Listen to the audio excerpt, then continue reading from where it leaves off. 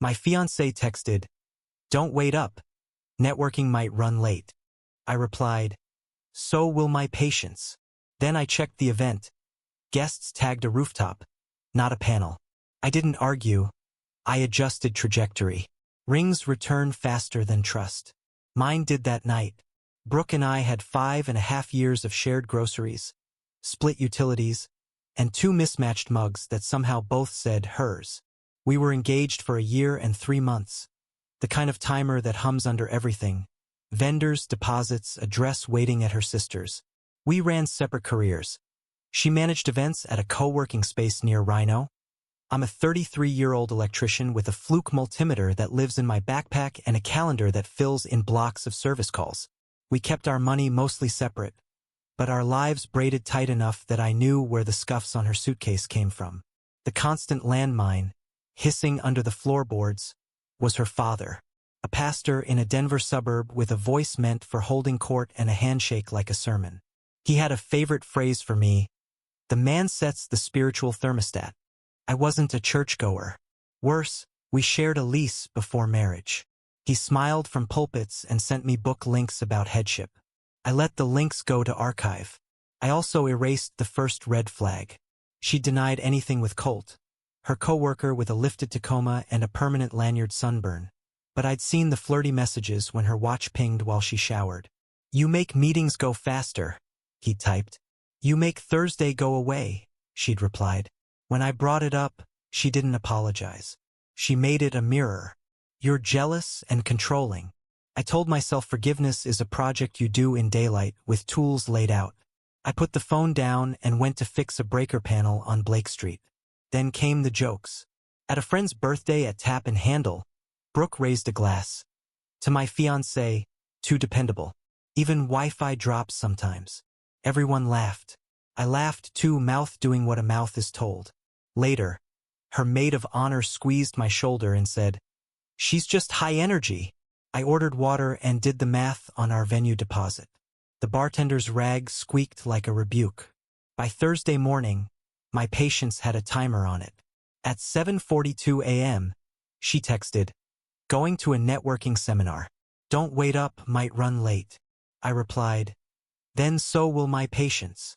She double-tapped it with a heart, as if I'd sent a meme. I slid my phone into my tool bag, finished a service call in Park Hill, and told myself not to argue. Check the map. Trust is a breaker you reset a few times before you replace it. Rings come back faster than trust. At 6:18 p.m., she sent a selfie from a hotel ballroom. Copper chandeliers, lanyards, a step and repeat. Colt's shoulder hovered in the edge of the frame, like the moon rising behind bad weather. At 8:03, phone dying. At 9:11, delivered but not read. I set the pizza box on the counter, slid my ring off so mozzarella wouldn't gum it, and placed it in a little concrete dish we bought at a street fair. At 10:07, "Don't wait up." Again. New wording. No exclamation point, a period like a door latch. I plugged my phone in, Find My, not to stalk, I told myself, just to satisfy the urge to sleep. The dot breathed near the Maven Hotel. Her seminar was at the convention center. I put on boots. I told myself it was to return a hoodie she'd wanted, the navy one from the back of the couch. In the truck, the radio cycled past a worship station, then landed on traffic. I drove past Coors Field, past the mural that looks like an apology. In the Maven lobby, a woman in a name badge handed me a seltzer and assumed I belonged. I saw Brooke by the elevators, laughing with Colt, his hand on the small of her back in a way that said, "This is familiar." She didn't see me. My chest did that hollow elevator drop. I set the hoodie on a chair and took a photo of the two of them, not for revenge, not for drama, just for reality later when reality gets shy. I walked out without saying a word. In the truck, I stared at the photo until it burned through denial. At 12:14 a.m., the door of our apartment opened and closed.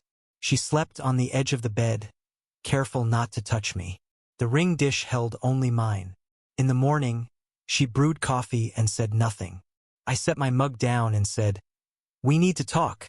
She glanced at my bare hand and raised an eyebrow like it was a negotiation tactic. My phone buzzed. A calendar alert I'd forgotten I set weeks ago. Venue balance due. $6,400. She smiled the way a person smiles when their team has home field. At 9:02 a.m., another text arrived from her. Long day ahead. Seminar debrief. Father's calling later. We'll talk tonight. I typed, deleted, typed again. Then the message that shifted the tracks arrived at 9:17. Actually, let's keep some space today. No contact. Please respect it. I read it twice. In the concrete dish, my ring waited like a tool I finally knew how to use.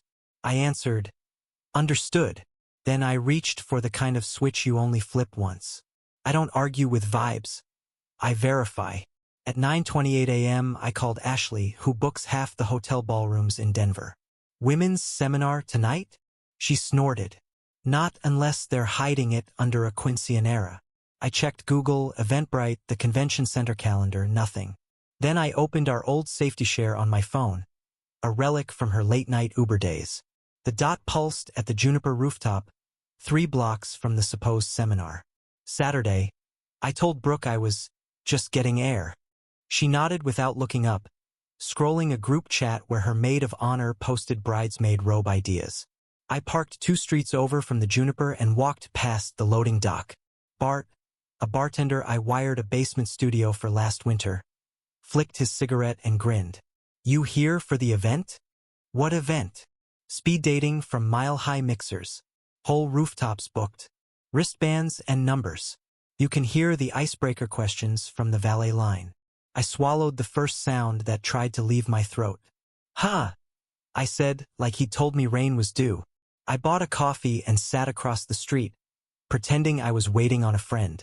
At 6:41 p.m., Bart texted, Isn't that Brooke in the red dress?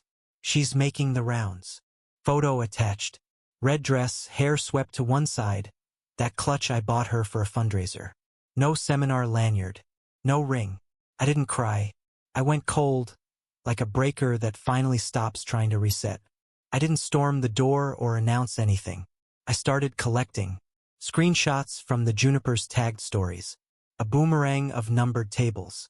A video from some influencer's Social City account. Brooke laughing, sliding her engagement ring off and dropping it into her clutch with a throwaway line. Just for tonight, 30 seconds before stepping through the entry arch. Not a panel in sight, just a DJ, a welcome chalkboard, and the choreography of people who want to be chosen. At 7:12, I texted Ashley again. See this? She replied with a link to the organizer's page and the event code. I enlarged the schedule. 7 o'clock check-in, 7:30 rotations, 8:45 mingle. I took photos of the posted rules. If you're in a relationship, do not register. Underlined. I backed away from the door and watched as pairs swapped every 7 minutes. A human metronome clicking over the skyline. Inside my pocket, my ring felt heavier, like a coin the size of a decision. At 8:02, Brooke posted a bathroom mirror selfie with her hand angled to hide the absence. Caption: Networking is wild. Colts-like appeared 12 seconds later. Back at home, I laid everything out like a job estimate. Timestamps, map pings, the influencer clip, Bart's photo, a screenshot of the event's rule against couples. I put them in a folder labeled verification, not jealousy. I've been called jealous before. I wanted a record that didn't need my feelings to exist. At 9:33, my phone buzzed. Brooke, late night. Do not wait up. Seminar ran over. I stared at the word seminar. Then at the video of her laughing while a volunteer taped a number to her dress. I typed nothing. I documented. Then I slept on the couch, because the bed felt like a witness who'd been coached. Sunday morning, she made eggs and said, light as weather. So productive, that debrief. I poured coffee and let silence be the audit. She checked her phone, frowned, and put it face down. The concrete ring dish stayed empty on her side. Mine waited on mine. By noon, friends began to chirp. Her maid of honor. Don't mind the haters, girl. You're allowed to meet people. Her cousin. A heart eye emoji under the rooftop story. Then Pastor Dad called me, voice thick with forced kindness. Son, you need to stop policing Brooke's social life. I kept my tone even. I'm not policing. I'm recording. He called that spiritually abusive. I wrote that phrase down, too, next to the date and time. At 2:47, an account I didn't recognize DM'd me a candid of Brooke laughing with a man in a denim jacket. Close, the kind of close you earn. Saw your fiancé at the mixers thing. Thought you should know. I replied, thanks, and archived it. My folder grew like a ledger. By evening, the story had reached her circle, and the chorus started. It's just networking. Everybody flirts. What's yours is mine, including freedom. I kept to facts. Location, time, rule board, the ring in the clutch before entry. The public, I'm single. She performed to strangers while our venue invoice sat on the fridge with a magnet shaped like a trout. At 5:03 p.m. Sunday, Channel 7 ran a piece on modern dating in the Mile High. They cut from a reporter stand-up to a slow pan of the Juniper rooftop. Tables with numbers, lanyards, wristbands. Then Brooke, in the red dress, laughing as she swapped contact cards with a guy in a denim jacket, and 5 seconds later, another in a gray blazer. The lower third cheerin' read, Singles Night Returns. I didn't need captions. I recorded the segment and clipped the 15 seconds that mattered, timestamp baked in. I sent Pastor Dad a short email with the clip. Subject line, context, body. Here is her business panel. I deserve better. She needs help. No flourish. No threat. Just the link and the clock on the screen. I CC'd no one. I closed the laptop and folded laundry the way you fold when your muscles do their job without permission. Brooke came home humming like the day had been a spa. She put her keys in the ceramic bowl and said, so many valuable connections. So empowering. I poured water and leaned on the counter. What was the panel topic? I asked. Funding? Partnerships? She blinked. Content strategy. I nodded like a foreman marking a wall stud. Name one speaker. She opened her mouth. Shut it. Smiled too wide. We did breakouts, she said. It was fluid. I said nothing else. Verification doesn't argue. At 6:02 a.m. Monday, her phone lit up. Pastor Dad. She padded to the bathroom to take it. Through the door, I heard his tone. Low and clipped, the way he sounds when he's talking about sin from a safe distance. The call ran 6 minutes. She came out with damp eyes and a jaw clenched like a vice.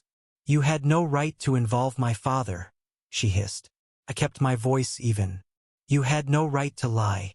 She tried the classics, rapid fire, as if speed could change shape. It was one time. Wedding stress. I needed excitement. The B-roll disagreed.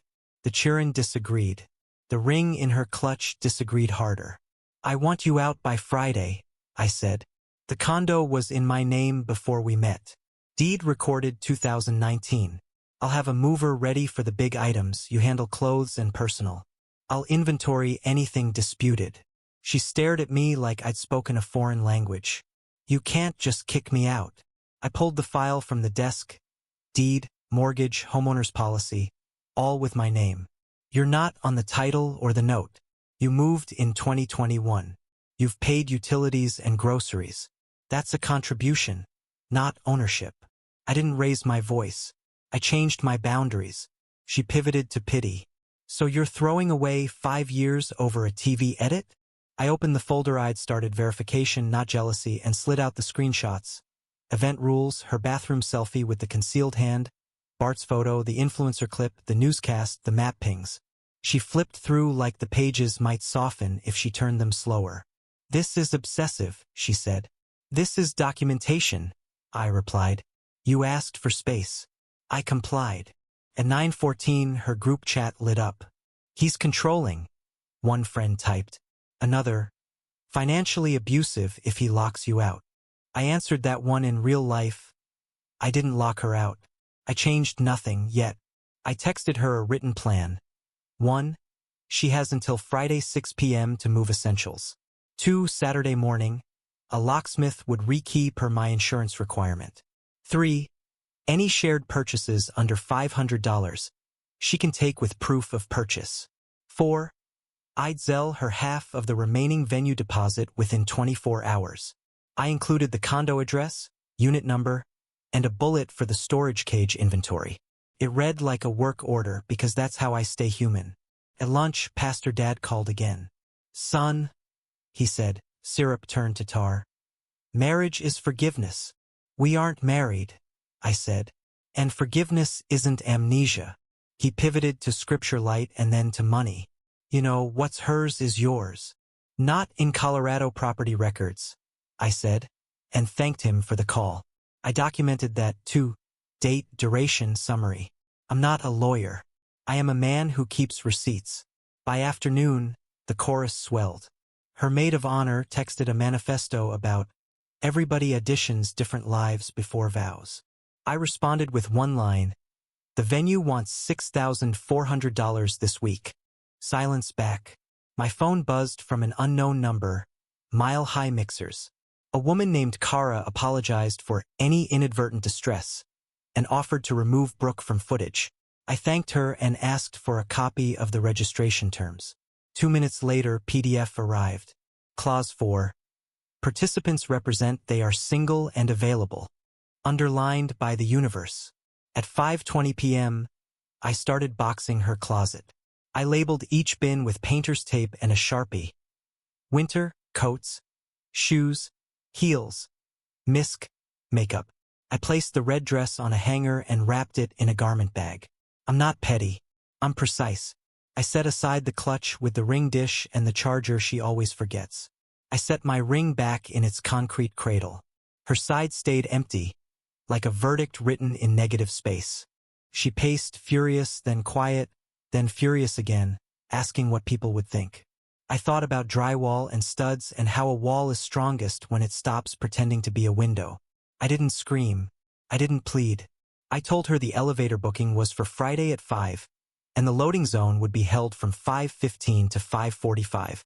I sent her the building's move-out checklist and offered to forward it to her dad, if she needed a grown-up to handle logistics.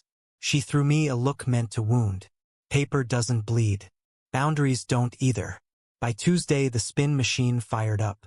Brooke's version. He suffocated me, monitored me, made me feel small, bounced around our circles like a rubber bullet. But rubber meets glass when video exists. The Channel 7 segment and the bathroom clip of her popping the ring into the clutch traveled faster than any alibi. People who'd bristled at my comm started replying with timestamps. Someone stitched the news cheer in singles night returns over her red dress and wrote, "Not a panel, babe. I didn't push it. Receipts don't need a hype man." Work blew up next. Colt wasn't just at the mixers, he was on the organizer list. His girlfriend, yes, he had one, found the footage and marched into their office with her phone on full volume. An admin texted me what happened. A scene in the break area. A spilled LaCroix. Brooke whispering, "It's all being twisted." Colt trying to usher everyone to take a breath. HR did their job. At 2:11 p.m., a formal notice went out. Investigation initiated boundary violations and toxic environment. Ticket ID HR 3472. By Thursday, both had written warnings for using work resources to promote non-sanctioned events and for creating an atmosphere inconsistent with our values. Colt got benched from client-facing for 2 weeks. Brooke lost the Q3 conference she'd been courting. Her father escalated, too. There'd been a past family betrayal. Her older brother tanked a deacon fund years ago, so Pastor Dad keeps a ledger of repentance steps. He called to inform me he was placing Brooke under pastoral care, which in practice meant no family dinners, no baby showers, no platform time until she declared repentance and broke with the appearance of evil. He asked whether I would cover her in prayer during this season. I said I would cover the elevator booking on Friday and the mover arrival window. He didn't laugh. That night, I got a voicemail at 1:36 a.m. Brooke's voice slurring like a record warped by heat. "You ruined my life over one weekend," she sobbed. "One weekend. You don't even love people. You love policies." A thud, a door, a half-sobbed curse. I sat on the edge of the couch and listened twice. Then I saved it under a new folder. Consequences. Audio. Actions write invoices. Feelings don't erase them. Wednesday morning, I took the ring downtown. It was an heirloom. We'd chosen it at a shop on Larimer. A clean solitaire in a low-profile setting because she was practical. The pawnbroker on Colfax peered through a loop and quoted me $3,750. I didn't haggle. I signed the slip, ticket number 58192, tucked the cash in an envelope, and drove to a locksmith. Rekey package. 6 cylinders, 13 keys, $289.37. I scheduled Friday 7:30 a.m. Rekey and new deadbolt on the storage cage. Breakups? The tech asked, glancing at the work order. Boundaries, I said. With paperwork moving, my body remembered itself. I went back to the gym before sunrise, slid plates onto the bar until the clang sounded like punctuation. I cooked actual food instead of peacekeeping snacks. Roasted potatoes, chicken thighs, a salad that didn't apologize. I wiped the counters until they squeaked and threw out the chipped Hers mug that never made sense anyway. I ate at the table, not standing over the sink fielding storms. I slept through the night and woke without checking whether someone else's mood had set the weather. The chorus, deprived of oxygen, got creative. A bridesmaid DM'd me a Venmo request for $120 labeled emotional damages. Decline.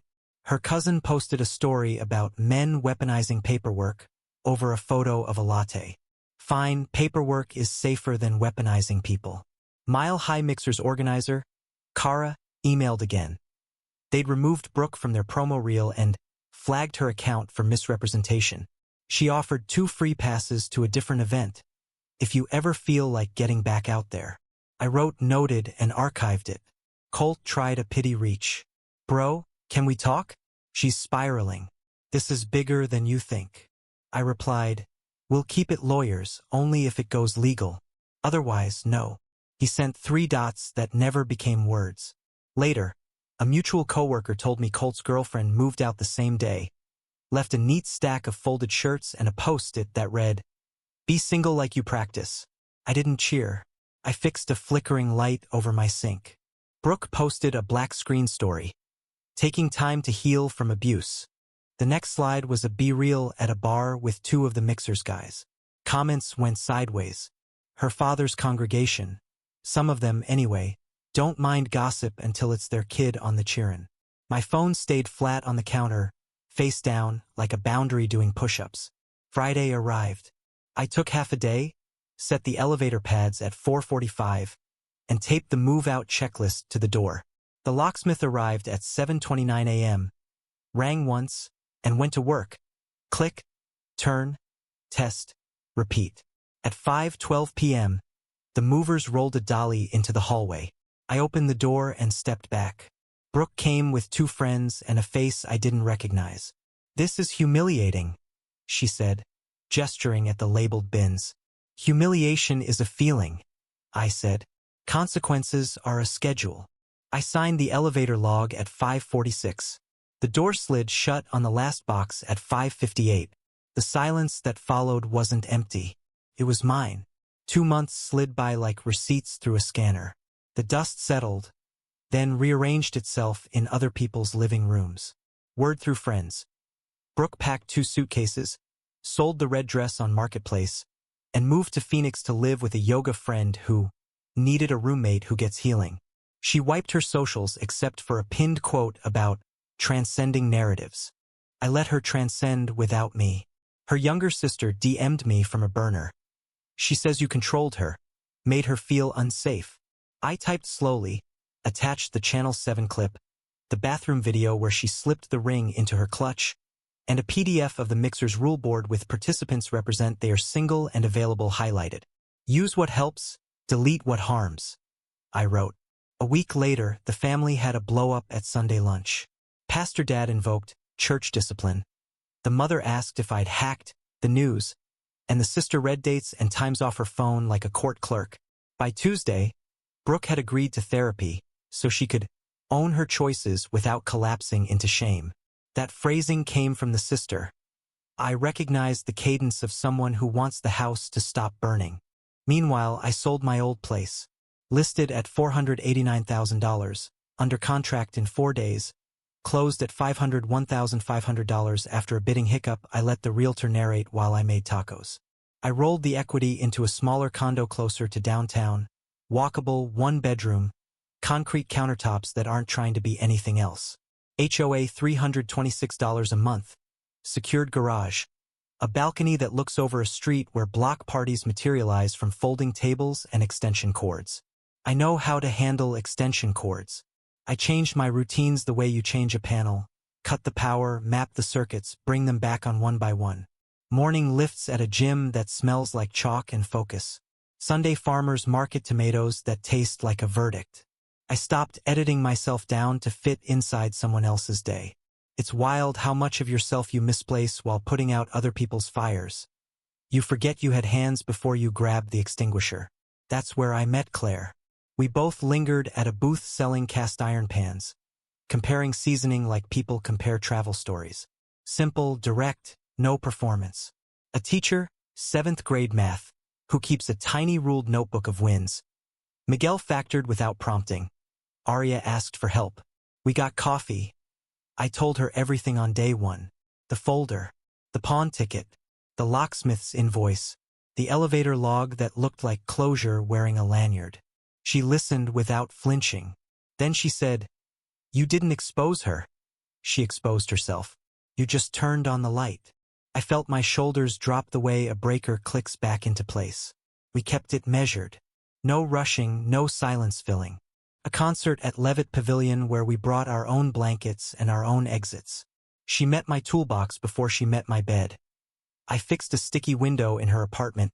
She graded quizzes at my table while I roasted chicken. My condo began to feel like a person lived there on purpose. The concrete ring dish stayed. It now holds my watch and a tiny cork with a date on it. The night we heard a neighborhood band murder Mr. Brightside, and everyone sang anyway. Irony bent the arc. In August, the TV station aired a follow-up on connections sparked at that singles night. They profiled 3 couples who met on the rooftop and were thriving. Engagement photos, a tiny backyard wedding, a pregnancy announcement with a tiny denim jacket. I watched the segment in silence, then laughed once, soft and surprised. That same night had cost us 5 years and an engagement. For others it handed meaning with a wristband and a number. The difference wasn't fate. It was honesty. Theirs started single and honest. Ours ended performing single while pretending engaged. Every now and then someone asks if I wish I'd handled it more privately. I think about how easy it is to get lost in spin and speeches, to debate until the battery dies. Verification saved me from that. Maps don't argue. Chirons don't embellish. Voicemails timestamp themselves. I didn't scorch earth. I recorded weather. When the sky finally cleared, I could see where to build.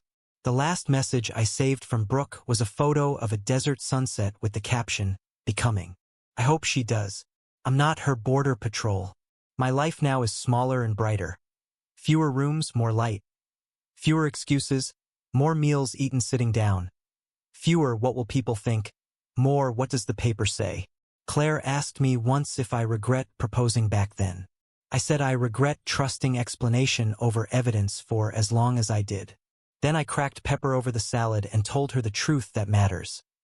I'm grateful I verified instead of argued, flipped the right switches, and let the knot come undone.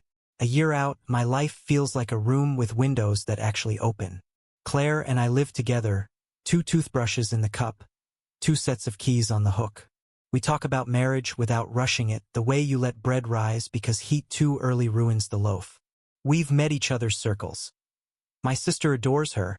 Her 7th graders think I'm a handyman superhero because I once fixed a projector before a quiz.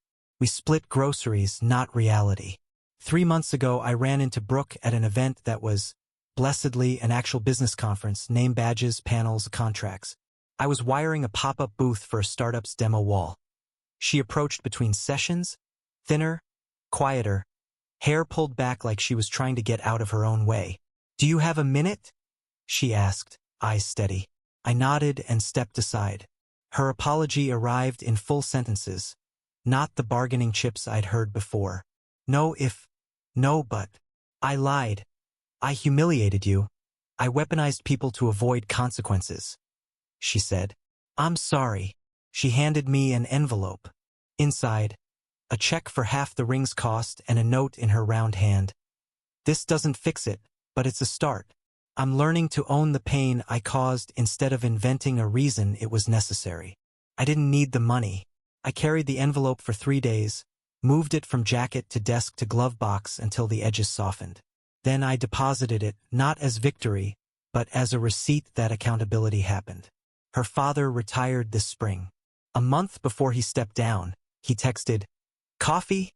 We meet monthly at a place where they know his decaf and my Americano. We talk about old tools and absurd HOA rules and the Nuggets rotation. We almost never mention Brooke. When he does, it lands clean, not performative. Last time he said she's dating a widower with 2 kids and seems grounded in a way that's new, less performative, more present. I hope it's true. Parenting and grief don't let you cosplay integrity for long." At home that night, I did a small ritual I'd been circling. I opened the consequences folder, highlighted the drunk voicemail, and hovered. Claire watched my face, then said, "That's a souvenir from a car crash. You don't need it to drive." I pressed delete. The room didn't change temperature, but my chest did. Some part of me had been saving the bruise as proof I'd been hit. I didn't need proof anymore.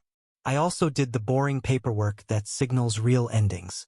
I updated beneficiaries on my 401k, scrubbed old emergency contacts, and moved the verification folder to a cold archive. I kept the elevator log weirdly, less as a trophy, more as a reminder that closure sometimes looks like a clipboard and a time slot. Claire and I met a lawyer and drafted wills.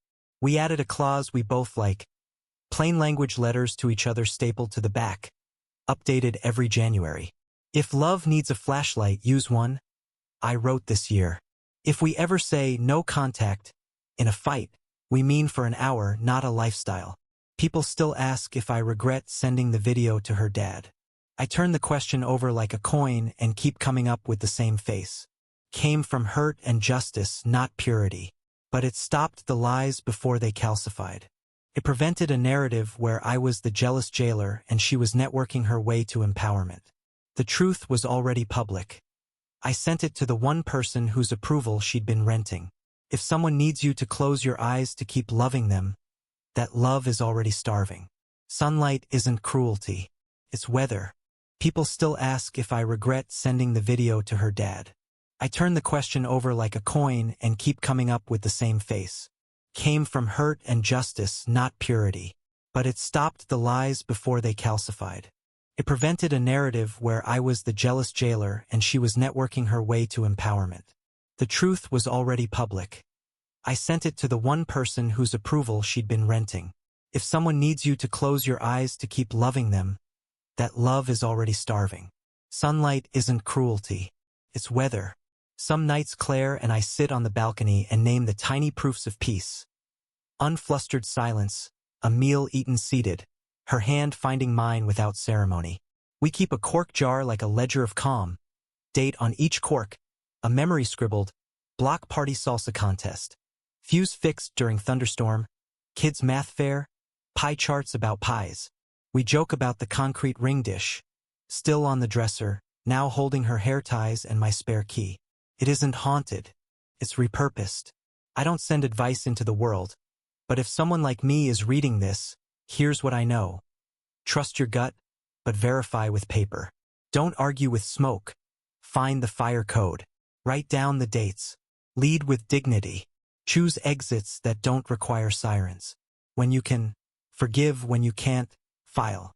And if the day comes when an apology arrives in a small envelope with a real check and real ownership, accept it without fanfare.